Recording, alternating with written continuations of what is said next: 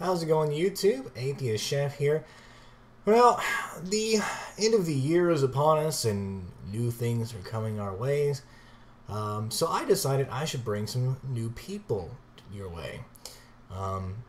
With this YouTube great debate, atheist/theist community, it's getting old pretty fast. We get to see the same faces over and over and over again.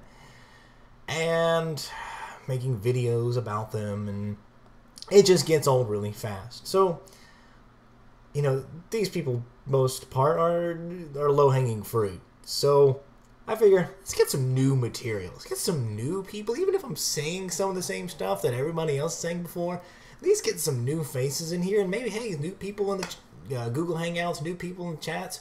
Who knows, right? Let's see. Let's start off with our new friend. His name is Adam Hovey. Sorry if I get that wrong. He's probably been here for not very long. He doesn't have too many subscribers. He's got a few videos, so feel free to check out his channel. I'm going to link it down below. And maybe this response video will kind of get him more involved, or if he's more involved, and maybe just because I haven't been involved, he doesn't know. I don't know him, but anyways, I just wanted to respond to this video, so let's begin.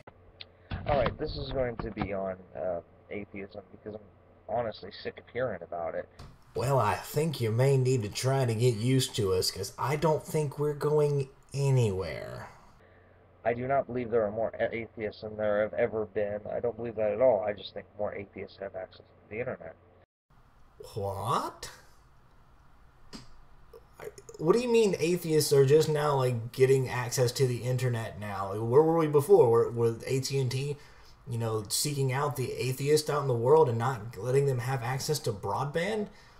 How does that doesn't even make any sense. Secondly, when Pew does these polls and surveys and whatnot, they have more means than just the internet. They can call you. They can send you stuff in the mail and you send them back. They can show up at your door. And yes, they can get on the internet. So, had there been, a change in the amount of people that are atheists, it's not just because we have access to the internet all of a sudden. And now we're going to talk about this. We're going to use logic. With that last comment, you're really not off to a strong start, so I hope you're going to do better. Believing in God is not anti-science. Agreed. Fundamentalist, literalist Christians tend to be anti-science. Well, they say they're not anti-science, they just say that science isn't doing science when they themselves don't do science.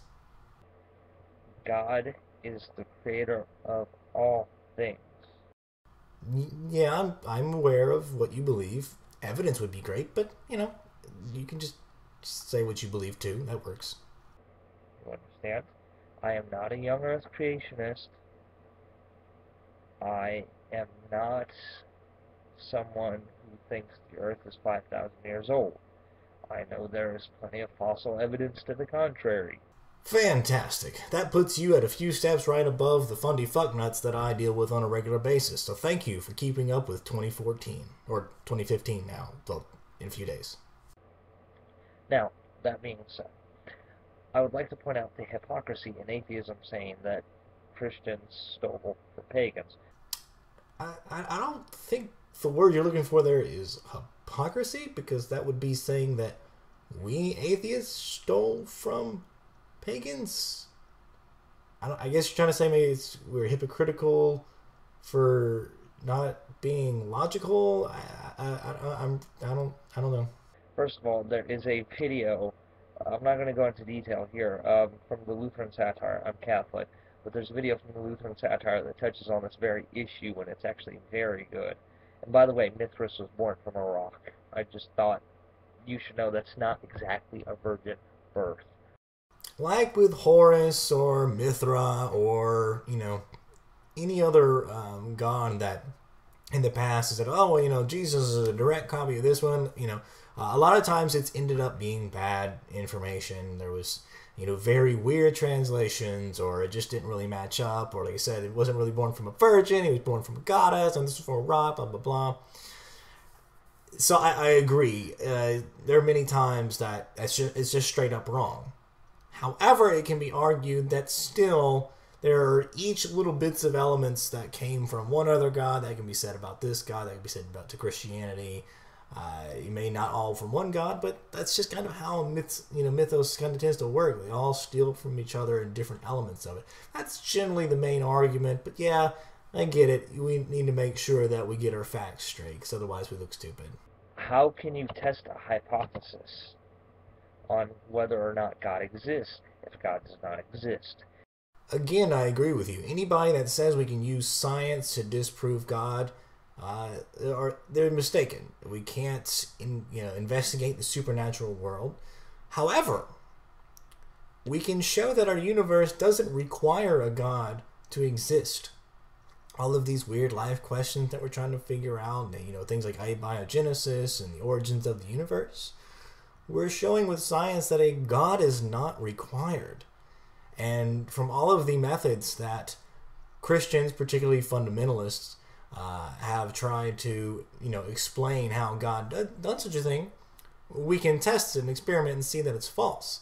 Now, we can test supernatural things in a sense. We can test the effects of these supernatural things. Scientists can research something and look at an event and just over and over figure out, okay, we really can't explain this one thing. This thing defies everything about nature that we understand, but yet we see that it's happening. Then they can conclude that it was a supernatural thing. It may not directly lead to God, but you can conclude something that's beyond the natural realm. So there are ways that science can test God, or at least his actions, in a sense. So yeah, you're not exactly right. Have you ever heard of Pascal's wager, which is the wager that if God doesn't exist, it is still better to live as if he does, because there's no reward if he doesn't? I'm going to let Homer Simpson take this one. Suppose we've chosen the wrong God. Every time we go to church, we're just making him madder and madder. What is the point of basic morality if there is no God? It doesn't make any sense whatsoever. Well, maybe I could just go kill everybody that I don't like and their family. But, well, I wouldn't want somebody to do that to me or my family. So, no, I don't think I can do that. You see, we're a societal group of people. We like to live in a society, and we generally like to, we're pretty selfish. We want to live comfortably. We want to live good, and we live good when the society is doing good. So if we make the society grow and do better and thrive, succeed, then we do better. So we have this motivation to do things that benefit the society. So the moral basics are good because they're good for everybody and they're good for us. The atheist arguments I find to be not illogical, but... The atheist's arguments are not illogical, yet the name of this video is Atheism is the Most Illogical Position Ever. I'm just making sure I'm not the only one that caught that. If you believe something like 12-dimension theory, but claim that God is illogical, you should probably reassess your own life. Are you saying that quantum physicists that support the string theory need to reevaluate their life? Quantum mechanics, in its own right, doesn't really make intuitive sense, but it doesn't mean that you can sit there and try to equate it with the God concept. They're kind of two different fields. One thing I used to love learning about string theory. I used to watch the thing on the TV with it. I can't remember the guy's name. Anyway, and I thought it was interesting. I thought it was false, but I thought it was interesting to watch, and I still think it's false. String theory doesn't actually make any sense. And that's the problem, is that string theory is in itself just a theory. Now you can say a theory of evolution. Well, the problem is theory does not necessarily mean it's disproven, and that's not why, or not proven, and that's actually not why evolution is called a theory, but... I am not a physicist, nor even I'm a lay person. when it comes to quantum mechanics and the string theory. I don't know where that sits among the physicists on how likely the string theory is true, but there's all kinds of theories that are going out right now. I suggest you probably should look more into that, because if you think string theory is the only possibility, yeah, you're a little bit behind. I think the problem is that many atheists automatically assume that Christians are somehow these fundamental Protestants, and they lump all Christians together. You're right. That does happen. A lot of people just kind of don't take the full opportunity to really grasp what the other person's position is. And a lot of times we make that judgment based on their rhetoric. Especially if I hear the words intelligent design, my first thought is, creationist. Here we go. Here's a creationist. And sometimes that may not be completely accurate, but, that's just kind of how the brain works. It's how we do things. And why is it that the evidence is on me, the theist, to prove that God exists? Actually, since you're the one making the assertion that God doesn't exist, shouldn't you present the evidence that God doesn't exist? I agree and disagree. I think that when someone that holds the claim that God does exist meets someone that claims that God doesn't exist, they kind of both have that burden of proof, because they're both a positive assertion. So I think if you hold that particular position, then yeah, you're both kind of equally required to. I have the evidence exists. Life exists that God exists. Life exists that does not have to exist. Now, that's not necessarily convincing of Christianity, and it's not necessarily the world's greatest argument. That's not even a really good sentence. I honestly don't even know what you're trying to say. It sounds like you're trying to say that life existed, life didn't have to exist, and because of that reason, now, and then that shows that God, is an argument for God. Well, life is basically proof for life. I mean, if there's anything we understand from science, is that we don't require a God for life. We don't require a God for the explanations that we have so far. So no, if that's your argument, no, not at all. But why do we need to exist? Why would you say that we need to exist? In fact, all things considered, there are so many reasons why we shouldn't even be existing right now. Now, even if you say that God, used evolution to get to humans, well, if God used evolution, which is random mutations, which and then guided by natural selection, leading to where we are now, there were 4 types of humanoids, if I remember correctly, and we're the only one that's left. We did not have to exist. Even if you feel that God is, has been described a billiard player that set up the balls perfectly and set up the cue and set up the shot just perfectly so that humans did exist. But still, it does not mean that we were required to exist. God could have chosen to not do that. Your existence is not necessary. Not only that, why are human beings so much more intelligent than other animals? Why can't we humans hold 40 conversations at once like dolphins can? Why can't we run super, super fast like a cheetah? Why can't we fly like a bird, or be underwater for long periods of time like the fish, being that our Earth is covered up by 75% of the water? We have intelligence, but there are so many other things that different animals have that we don't have. So yes, we have intelligence, but why didn't God give us all of these really awesome superpowers? I mean, ants can lift up to 50 times their own weight on their backs. That's ballin'. I want to be able to do that, but no. I mean, I'm glad I have intelligence, but so what? If there's a design, shouldn't there be a designer? Speaking of really bad arguments, and I think this is where the problem lies, is so many people are confused about what Christians believe about God. For instance, people are like, oh, The Bible says to stone homosexuals. Yes, it says that in the Old Testament, and actually it talks about homosexual actions, not necessarily people who have homosexual attractions.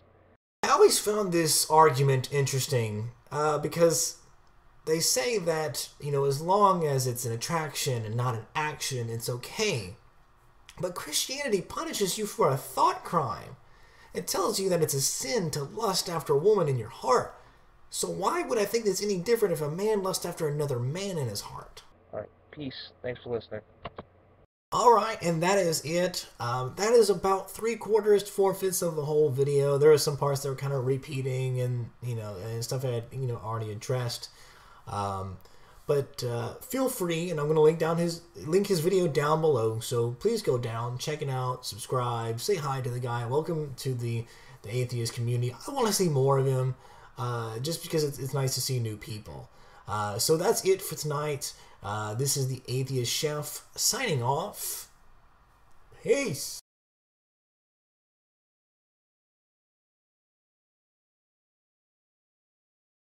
And making videos about them, and it just gets old really fast. So, these people, most part, are low-hanging fruit. So, I figure, let's get some new material. Let's get some new people. Even if I'm saying some of the same stuff that everybody else sang before, at least get some new faces in here, and maybe, hey, new people in the Google Hangouts, new people in chats. Who knows, right? Let's see. Let's start now, getting access to the internet now. Where were we before? With AT&T, seeking out the atheists out in the world and not letting them have access to broadband? How does that doesn't even make any sense. Secondly, when Pew does these polls and surveys and whatnot, they have more means than just the internet. They can call you. They can send you stuff in the mail and you send them back. They can show up at your door. And off with our new friend. His name is Adam Hovey. Sorry if I get that wrong. He's probably been here for not very long. He doesn't have too many subscribers. He's got a few videos, so feel free to check out his channel. I'm going to link it down below. And maybe this response video will kind of get him more involved, or if he's more involved, and maybe just because I haven't been involved, he doesn't know. I don't know him, but hey, how's it going, YouTube? Atheist Chef here. Well, the end of the year is upon us, and new things are coming our ways.